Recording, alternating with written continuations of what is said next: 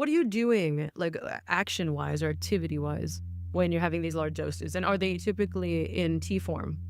I'll brew up the entire dose and I'll start drinking. And I make a lot of tea. I'll make like a liter of tea and I'll start drinking it at 5 or 6. And I set my intention. I go through the whole ritual process leading into it. And then what I like to do initially is I like to read. Currently, I'm reading about Amanita. I'm reading, the Mhm. Soma, the Divine Mushroom of Immortality. I also tend to read a lot of various channeled works, and I read a lot about quantum mechanics and quantum physics. And I'm viewing it from angles that I'm learning to view via this process in my regular conscious, day-to-day life. I get a lot from that, and it's expanded the capacity for my holding of information and knowledge. It's like it seems to, expand the holographic capacity of my brain. And then after that, I'll generally I take a sauna. That's usually a big part of it, which is a nightly thing for me anyways, if I'm home at least. I like to go into a space of like completely uninhibited thought flow. So just like pure contemplation and allowing like the train of thought to move to wherever it needs to go or wherever it wants to go.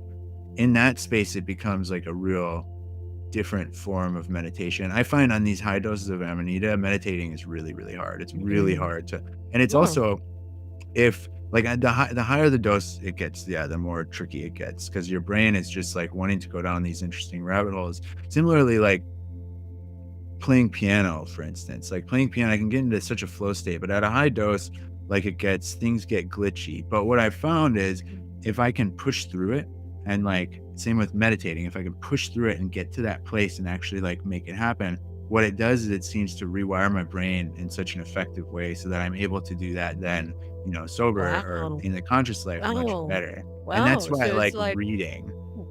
interesting because what you're doing is it's like you're like swimming with weights around your ankles, right? So it's like you're training Exactly. your brain to better focus despite the distraction, right? Like Yeah. so if you're able to push past that, yeah, maybe you're doing heavier lifting in retraining that Yeah. focus part of your brain.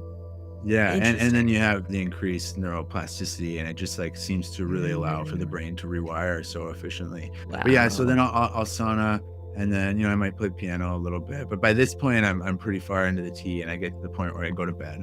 And in bed, I let myself think and drift, and it's in that twilight space, that's where it all happens, that's where the magic happens, like, Mm, in between, okay. that's when I connect to this story that's playing out, that's really been, like, kinda guiding my life and my path and showing me like where my life path is going and like who you are, who like it's shown me so much.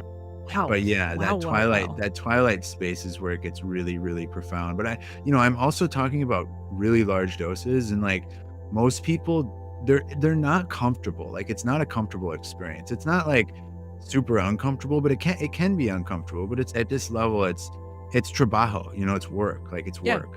It's the Morning. work that has yielded the most result for me by far, like compared to Wow. anything. The thing is, like, I still can't quite tangibly. Verbalize. No. Yeah, yeah, I just can't, and it's Yeah. not And that's like, been like even basically internally, like, I can't quite fully grasp it, but every time I get more and more and more, it's unlike something like ketamine where, like, you come back and you can't grasp it. Something happened and it was incredible, but, like, you never actually grasp it, like, mhm, you mhm, never get there. With Amanita, mhm. it's like, it's the sphere that's growing and growing and growing, Wow. and yeah, but Wow. yeah, so that's kind of what I Wow. used to know. Wow.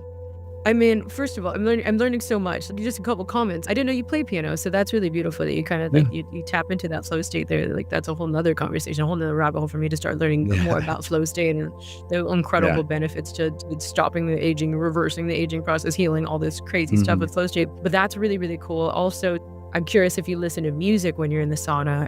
I do Um, silence. Yeah, I generally do okay. silent. Okay, so Honestly, really the higher looking. the dose of Amanita, the less music has a draw to me, which I think is Okay. interesting too, because that's kind of Well, that shapes your experience. So, so perhaps you're yeah, trying to have this pure, pure experience. Like, music can definitely guide kind of the direction, even the thoughts and the feelings.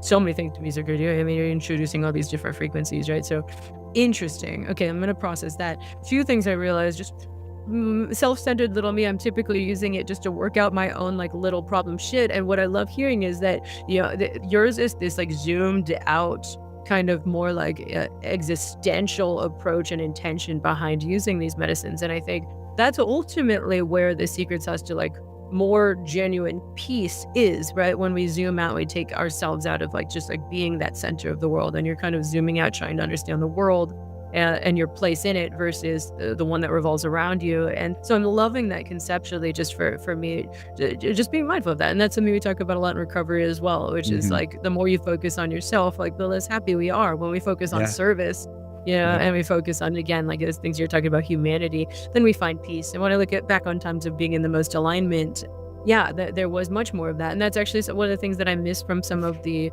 things that I did. Because you're right, with ketamine, I'd have some glimpses at those things. It was harder to grasp. I still have some moments that I can't even verbalize now, but I'll never forget like one moment where I was like, you know, I'm like, there is a spiritual ability to tap in, like to use it, you know, with the ketamine, sure. But Yeah. Oh, yeah.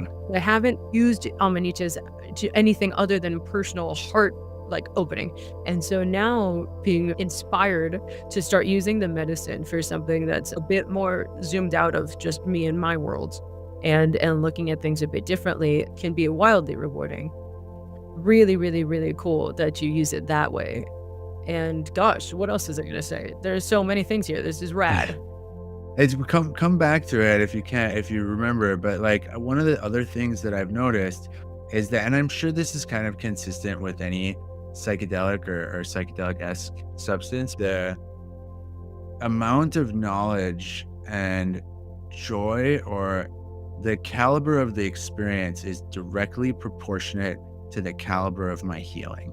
Like directly. The more work that I've done, the more profound the experiences have become. And like this is also where I think like potentially back in the day, these, you know, near ascended masters or beings of like extremely high spiritual caliber, they would like, I would imagine the experience one gets from Amanita would be just like so infinitely uncomparable to what it is for me.